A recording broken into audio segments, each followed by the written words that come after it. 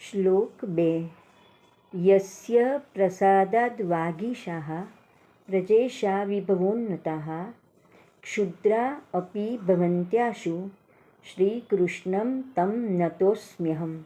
શ્લોકનો અર્થ: શ્રી કૃષ્ણ પ્રભુ જે પળે કૃપાનું દાન કરે છે તે જ પળથી ક્ષુદ્ર જીવો પણ ગુરુ બૃહસ્પતિ જેવા વિદ્વાન, પ્રજાના ઈશ બ્રહ્માજી સમાન તથા રાજા સમાન દિવ્ય વૈભવશાળી અને સંપત્તિવાળા બને છે.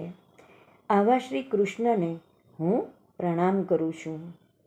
શ્લોકનો ભાવાર્થ: મહાવિષ્ણુ કહો કે પુરુષોત્તમ કહો કે પરબ્રહ્મ કહો, તે બધા જ શ્રી કૃષ્ણના જ નામો છે.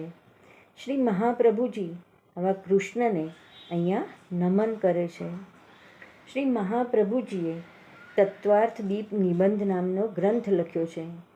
તેના પ્રથમ શાસ્ત્રાર્થ પ્રકરણમાં પણ આપ શ્રી અદ્ભુત કર્મ કરનાર કૃષ્ણને નમન કરે છે. આપ શ્રી સમજાવે છે કે પ્રભુનું સામર્થ્ય અને ઐશ્વર્ય અચિંત્ય છે. શ્રી લક્ષ્મીજી આપના પત્ની છે.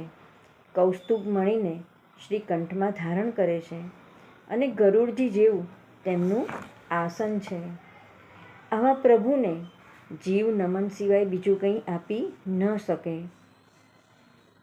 જીવ પાસે જે કંઈ સંપત્તિ, સત્તા કે સ્વાસ્થ્ય વગેરે છે તે પ્રભુએ જ આપેલા છે. આવા પ્રભુ સદાય કૃપાના સ્વભાવવાળા છે. સમગ્ર બ્રહ્માંડના તમામ જળ કે ચેતન પદાર્થોનું અસ્તિત્વ પ્રભુની કૃપાથી તો છે અને પુષ્ટિ માર્ગીય જીવો માટે તો શ્રી મહાપ્રભુજીની એ જ આજ્ઞા છે.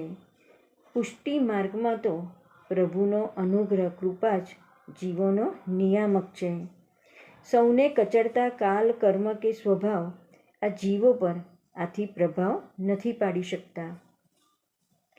બાલ કવિ શ્રી ગોપાલદાસજી આ જ વાત વલ્લભાખ્યાનમાં ગાય છે.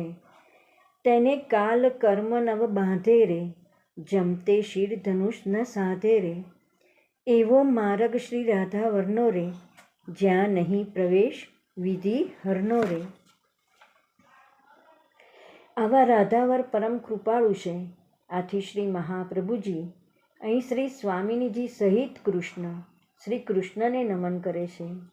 આ પુષ્ટિ પુરુષોત્તમનું સામર્થ્ય અશક્યને પણ શક્ય બનાવી દે છે અને તે પણ ક્ષણ માત્રમાં. શ્રી મહાપ્રભુજી આવા કૃષ્ણને વંદન કરી પોતાના વૈષ્ણવોને આ શ્લોકમાં તેનો બોધ કરે છે.